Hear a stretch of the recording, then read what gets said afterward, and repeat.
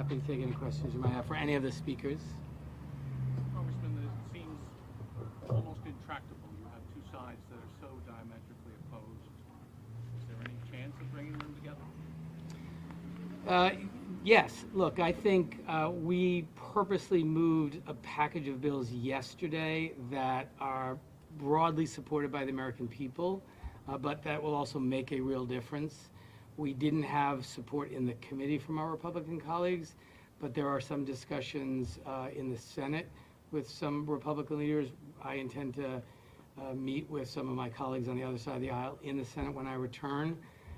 So we've got to get something done. It simply cannot be the case that we bury, 19 babies just this week and 2 teachers and others in Buffalo just in 1 week, and that Congress's response is to do nothing. We go through these rituals of lowering the flags, having prayer vigils, bringing our hands.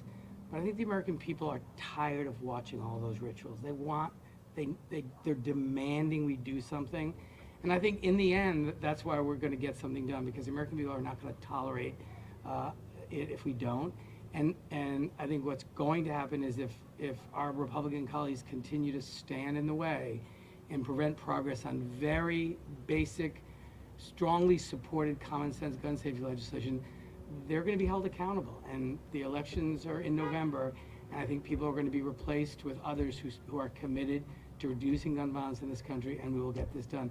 But we can't wait another day. There will be a shooting today and tomorrow and the next day, and more innocent life lost. Every day we wait, we're endangering the lives of the people we represent. So I will continue working on this in every way that I can, and I'm hopeful we're going to get something to the president's desk. Congressman, some people have proposed work for veterans as armed guards in schools to take the pressure off local law enforcement. How do you feel about that? Well, that's a practice that's being already done in some school districts. When I was mayor, we had school resource officers, and they were assigned based on the needs and the assessments that the department and the school district made. I think that's really important, that school districts, in conjunction with local governments, make judgments about where to put resources. But let's not fool anyone. That's not the answer.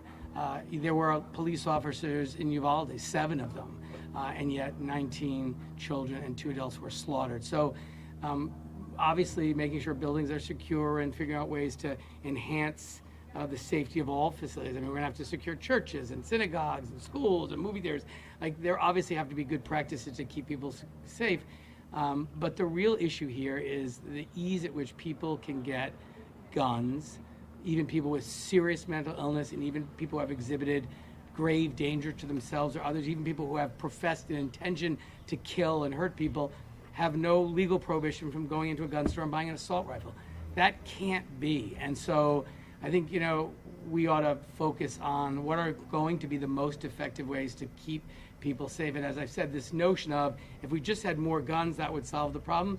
The reason we know that's not true is we have more guns than anywhere in the world. We have more guns than people in America, over 400 million guns. That strategy has clearly not worked. And so I think we have a set of strategies that will work, and they were reflected in the bill we passed yesterday.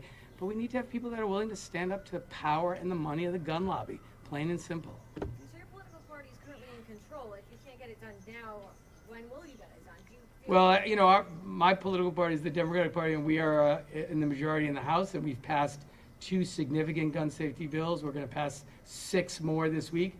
But as you know, although we have a 1-person majority in the Senate under their rules, it requires 60 votes, which means 10 Republicans, who are the minority, can block every single piece of common sense gun safety legislation they can pass. And our blocking passage of everything from voting rights to raising the minimum wage to protecting our democracy in H.R. 1 to allowing people to organize and belong to a union. I mean, there's dozens and dozens of bills, sadly, which the Republicans in the Senate are blocking consideration. That's a Senate rule that I've already said should be abolished. It gives the minority the ability to overrule the will of the majority. So when you say we control both chambers, while we have the raw numbers in the Senate, under the Senate rules, in order for anything to pass, it requires 10 Republicans. We can't get one to vote on something as basic as criminal background checks.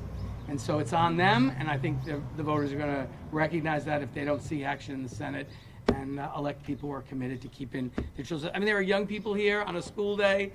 They shouldn't. I went to school. We never even thought about a massacre in school. We never did a drill. It didn't exist. These kids go to school wondering and worrying about, like, are they going to get home safe? They're doing drills about how to stand in a closet and be quiet. And not be, just those drills impose such trauma on kids. I mean, it's a disgrace that we haven't prevented that from happening in our schools and in all places in our community. We have real answers. We've moved them. We are calling on our Republican colleagues to work with us and respond to this crisis of gun violence in America, and I hope they will. So out of these bills, if you had to prioritize one or two and get only one or two passed, can you pick?